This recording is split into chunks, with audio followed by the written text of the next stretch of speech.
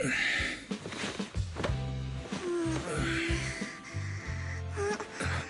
Phaethon, this time let me. Vivian? Vivian?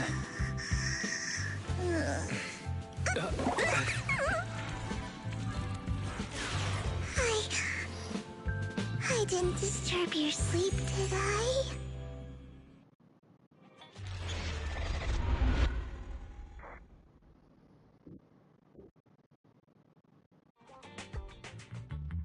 When I got here, the other Lord Phaethon said you were resting on the couch and just let me in.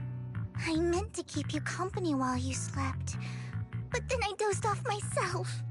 I was going to sit here looking super cute, hands cupping my face. You know, like the #1 sleepy face I want to wake up to pose. I can't believe I ended up falling asleep myself.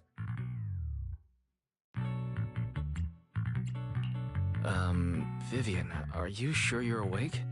That sounded like sleep talk. I'm sure sleeping in that position couldn't have been comfortable either. No, Lord Phaethon. I was just worried that I had disturbed your rest.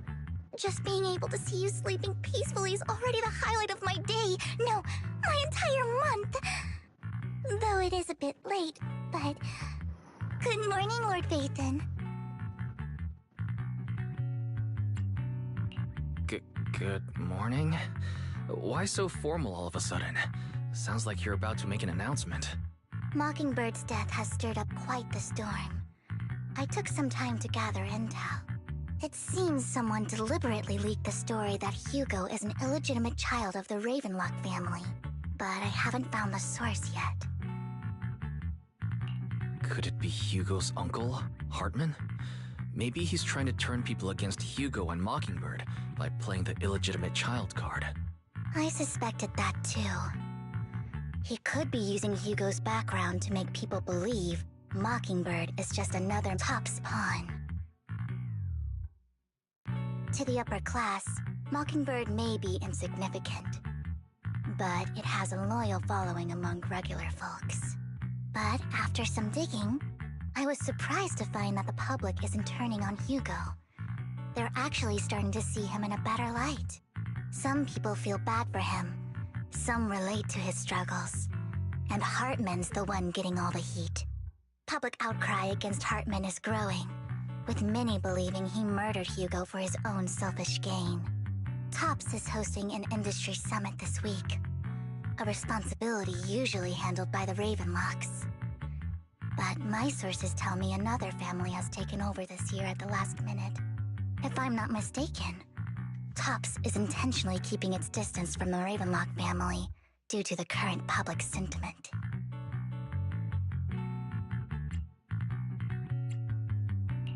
Based on our past experience with Hartman, he's not the type to sit back and let anyone mess with his power or interests. And that's what worries me. Hartman, in all likelihood, must have taken the sacrifice core. And now that he has this bargaining chip, who knows what kind of deal he'll strike with the Exaltists. Sorry for interrupting. Can I borrow Wise for a minute? Oh, no problem at all. I'm sure you have important faith in matters to discuss. Take your time.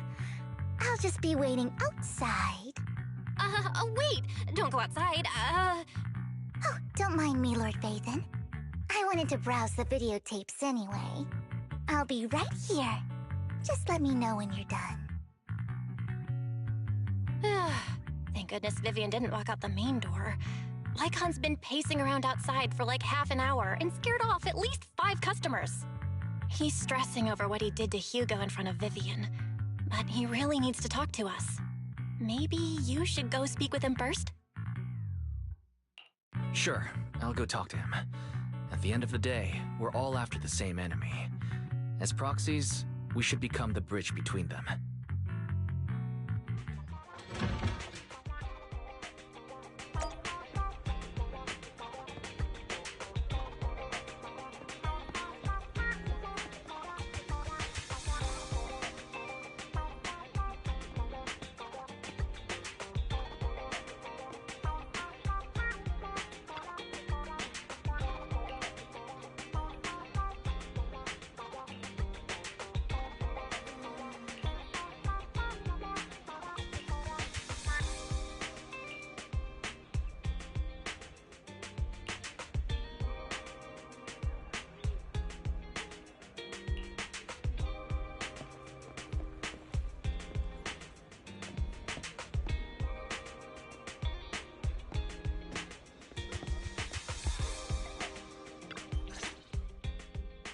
Good morning, Master Proxy. Good morning. Belle just let me know you wanted to talk to us and Vivian about something? Yes, it's an urgent request from the mayor, one that directly affects New Eridu's safety.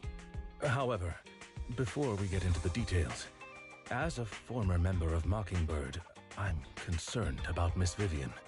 Hugo made many mistakes and betrayed the principles of Mockingbird, but I'm certain he didn't intend to put Miss Vivian or you in danger.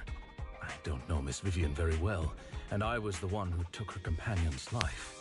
I might not be the right person to comfort her, but I hope she doesn't regret the choices she made or lose faith in the path she chose.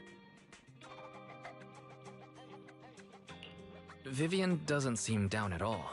In fact, she's been actively gathering intel. I think she's handling this with even greater calm than I am. If you're feeling bad about what happened with Hugo, it might be a good idea to talk to Vivian directly. From what I've seen, she's not as fragile as you might think. That's reassuring to hear. I trust your judgment. You've always had a sharp eye for people. Would you mind coming in with me? I'd like to